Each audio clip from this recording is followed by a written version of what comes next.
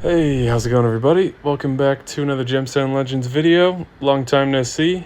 I'll be dropping another video very soon, if not today as well, talking about where I've been and what's been going on and some exciting updates, and just wanting to keep people in the loop since I've sort of dropped the ball on that lately. But I wanted to check in about the performance of my hero, since it's been a little while now since he came out, and they did a thing where various Gemstone Legends, influencers or whatever, got to create a hero in the game, which was cool and still very exciting to me.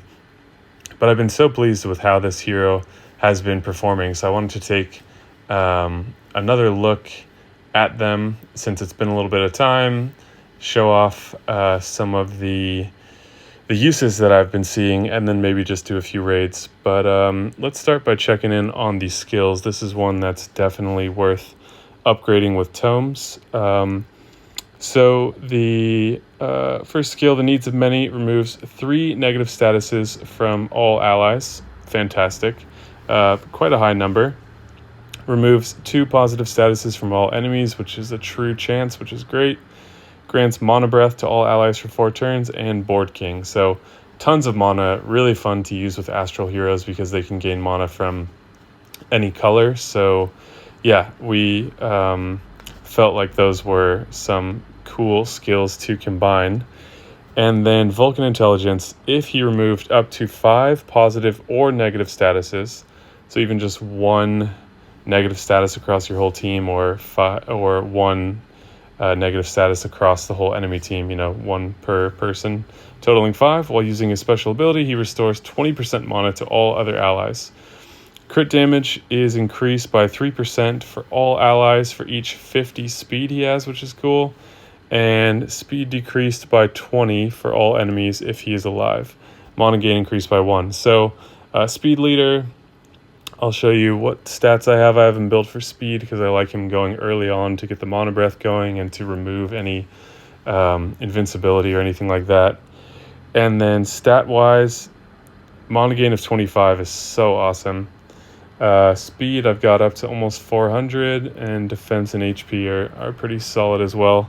So that's the build that I went with. I'm sure people have come up with some better stuff, and it seems like in the arena, one of the favorite relics for him is Razek's soul. If you have multiple of those, he seems to be a good spot for it. So yeah, such a cool hero, and I'm so pleased with the longevity that has remained for this hero. If you're in this game from Empires and Puzzles or still playing, you know how crazy the evolution of heroes is. It's like almost from one event to the next, they're becoming outdated, and some of that is needed in a game for the game to survive and do well, but it's definitely gone a bit too far over there. And so it's cool to see, generally something I've talked about is seeing older heroes that are still relevant, and it's cool to see this hero that has stuck around for a while. So let's check out the ranking here, because this has shocked me every time I've looked, and I've been keeping an eye on it for a while.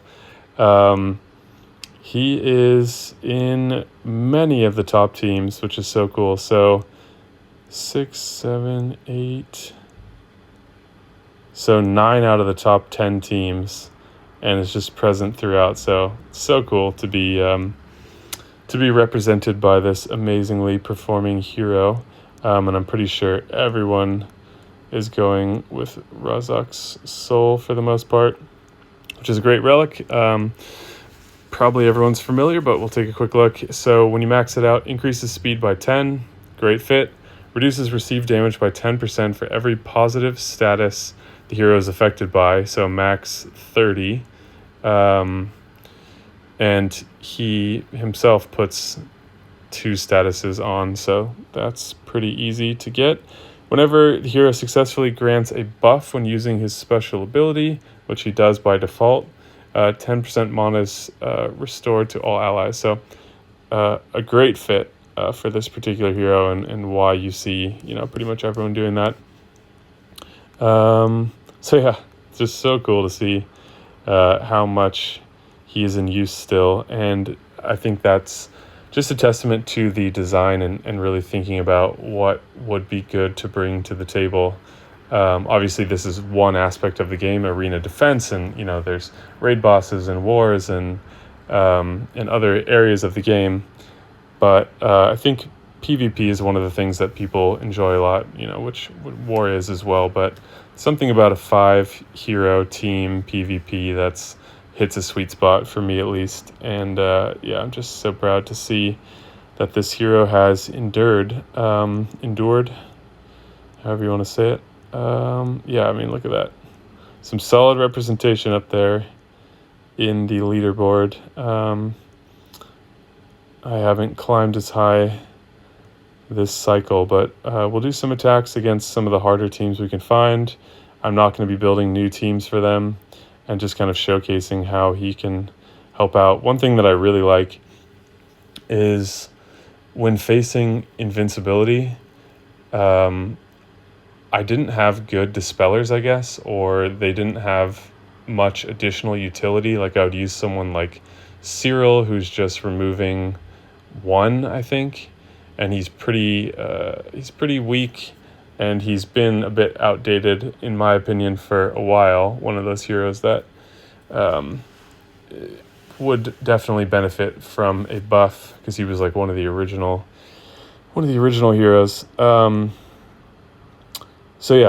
really like having the removing positive statuses for like things like taunt and invincibility and other annoying things like spell shield that impact your ability to be as effective as you can be on offense, while also removing negative statuses and that being tied to a flat mana gain in addition to mana gain from matching and being able to match additional times. It's just such a cool synergy. And then the benefit of, or the extra bonus, I should say, of getting crit rate on top of that is pretty awesome as well. So here's a few teams that are fully leveled. Let's see, one use case is here. I used to find this guy particularly annoying because I just didn't have the right counters, and even though he's green to Akuma's red, if you got enough speed and another well-balanced team, it's not an issue of seeing him killed. So let's give this a try.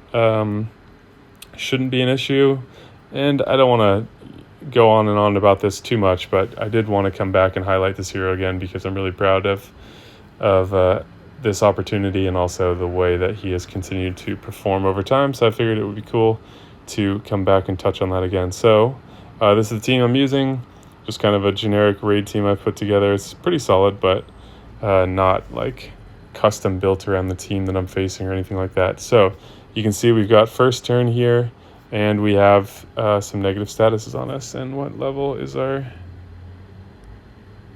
dragon? Not 81, so I think that means we're okay. And you can see one match, he's already going to be charged and ready to go, which is great. So you can see there's only 4 statuses on me, so we won't get the plus 20 mana. So maybe let's just go for it. It's worth it for the mana breath and whatnot, and then matching a ton of times. And let's go in order of who's going to be firing first. I want to try to heal him back up to full so we can get extra hits, and let's go with color advantage.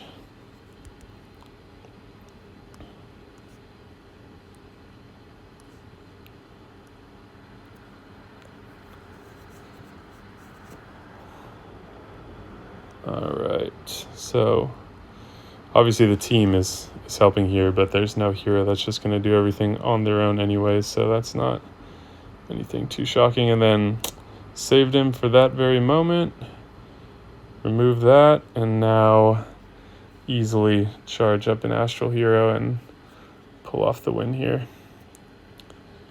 So we'll try another similar team, but yeah, I think it's really just use cases like that. You're like, all right, this team has some annoying positive statuses that are going to impact the performance of the rest of my team. Bring this guy along, keep the mana flowing, stay cleansed basically, and keep the other team dispelled and benefiting from that. Yeah, it's just so cool. All right.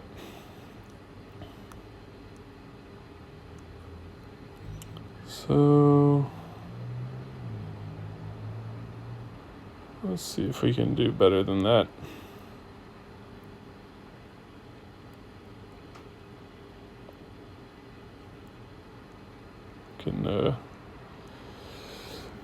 Not the toughest opponents at my position in the ranking, but let's see what we're looking at here. We've got a few things that are annoying, like this start of the game buff block. Let's see here.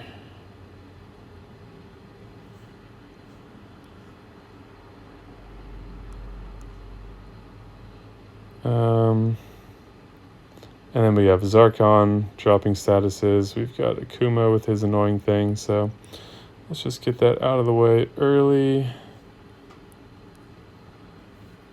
Try to focus on some of our key matches here. And then now we're in business. So we'll stop him based on degree of annoyance. Oops, I should have healed first. Oh, I wonder if his heal counts for needing to be at full health. Probably so. All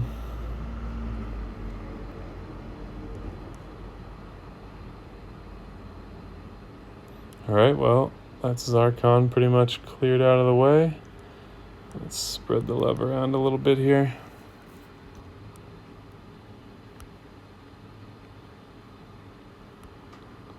See if I had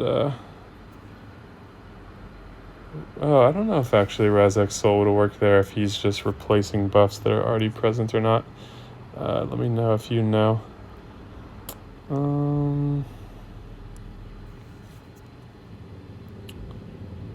I guess it doesn't really matter at this point.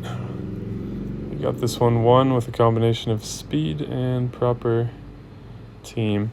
So let's just go ahead and... No, we're not even going to be able to let Zarkon fire. Alright, let's get Nefri charged up again here.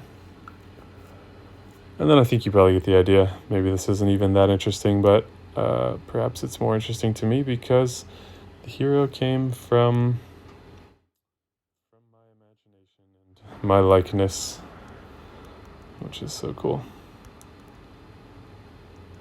So I hope everyone has been doing well. Curious to hear how things have been going, how the game's feeling for you, all that kind of stuff. Obviously, if you're not currently playing and you're interested in playing, check out links in the description for iOS and Android download links. That'll give you a free $50 starter bonus as well to get off on the right foot. And you can take some peace of mind in knowing that these heroes can last. There's a longer shelf life here than there is in most cases in Empires and Puzzles, which is a very nice thing. There's other aspects that move and, trying to get relics and advancing through the quests and everything. Not to say there aren't things that aren't difficult about it, but I think, some of that challenge makes the pastime aspect a bit more fun and gives room to work harder and get more rewards. So anyways, let me know if you've been enjoying this hero and the other things that I mentioned before. And yeah, thanks so much for watching, and I'll see you guys in the next video.